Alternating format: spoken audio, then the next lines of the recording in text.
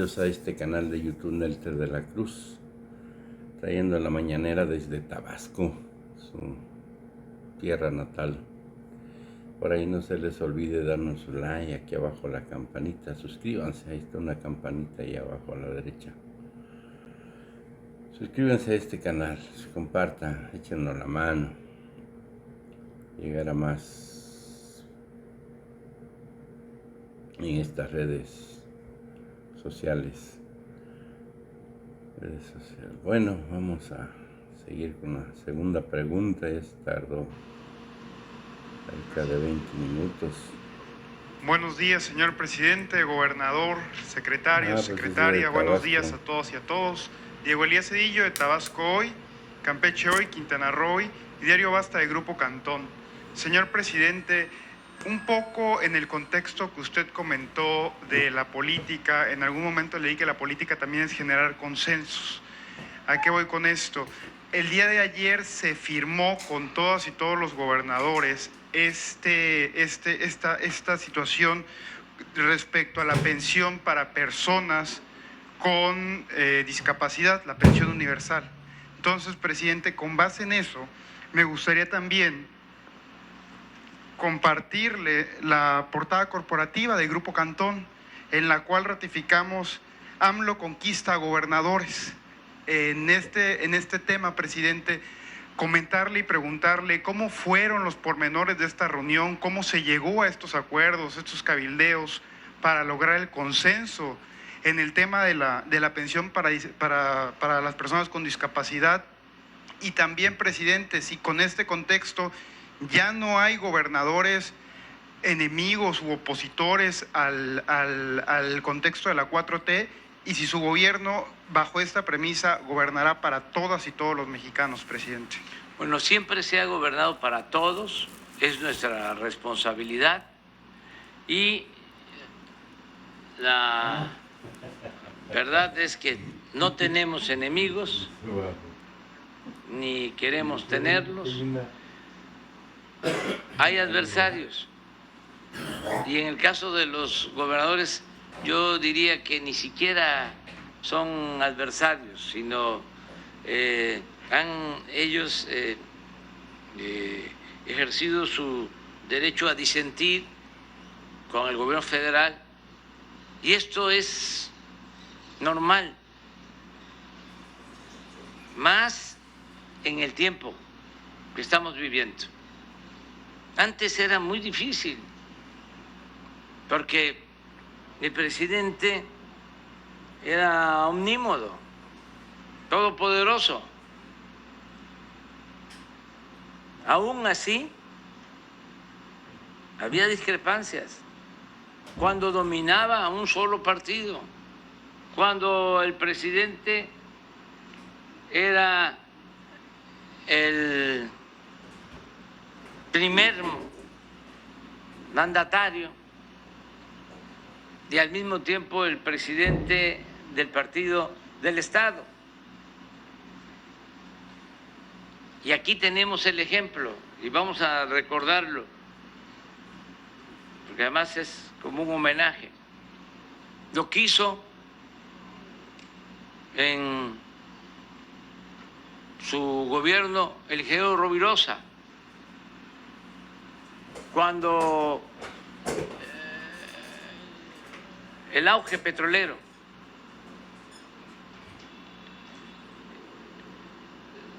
se estaba por firmar el acuerdo de coordinación fiscal, el primer acuerdo para el reparto del presupuesto federal,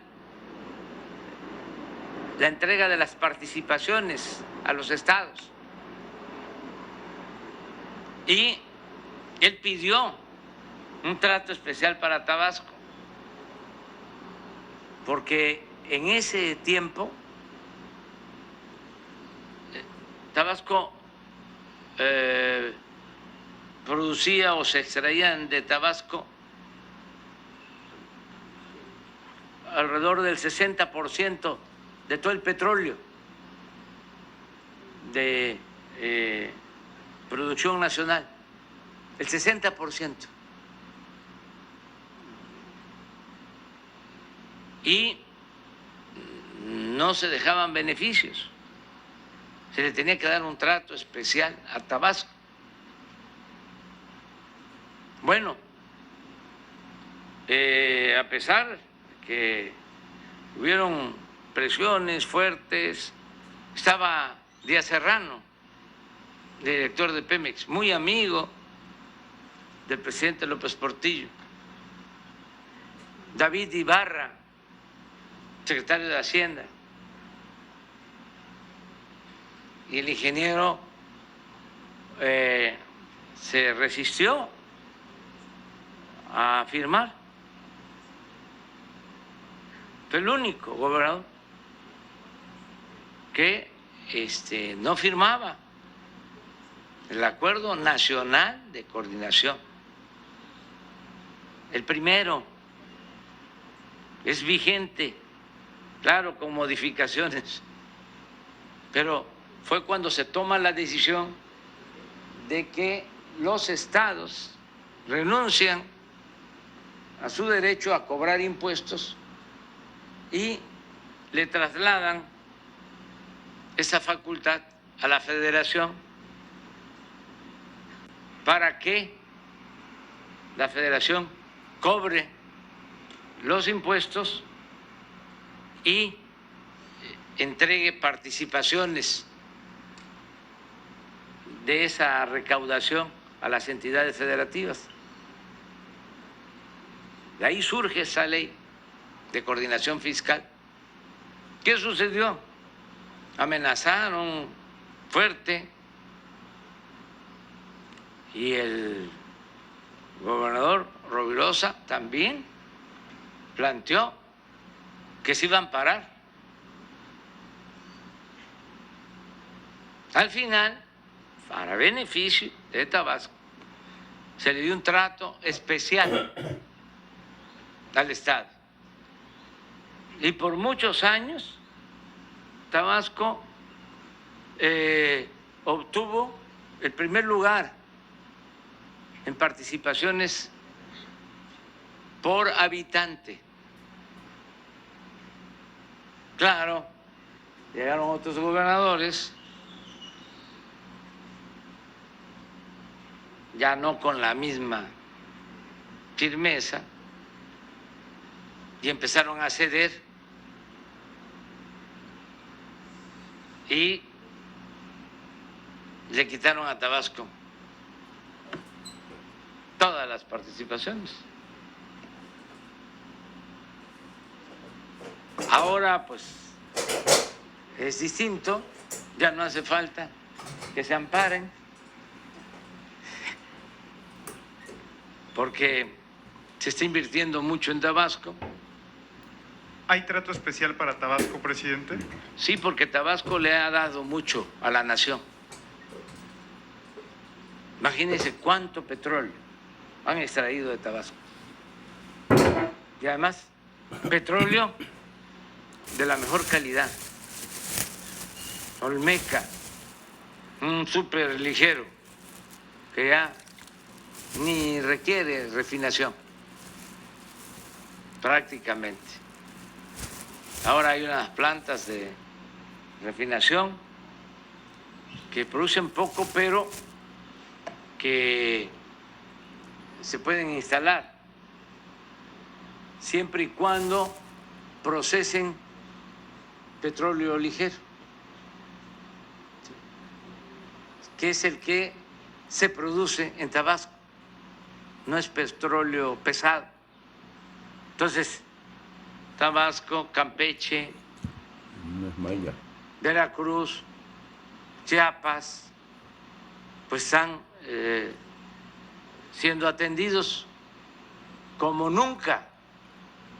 Cambió completamente el perfil de inversión federal a los estados. Nunca se había invertido tanto en el sureste como ahora, porque estaba muy desnivelado. Lo único que crecía era Quintana Roo, y eso el norte de Quintana Roo, Cancún.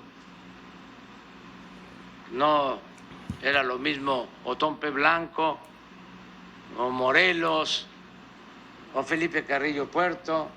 El sur de Quintana Roo también abandonado, todo Campeche, a pesar que también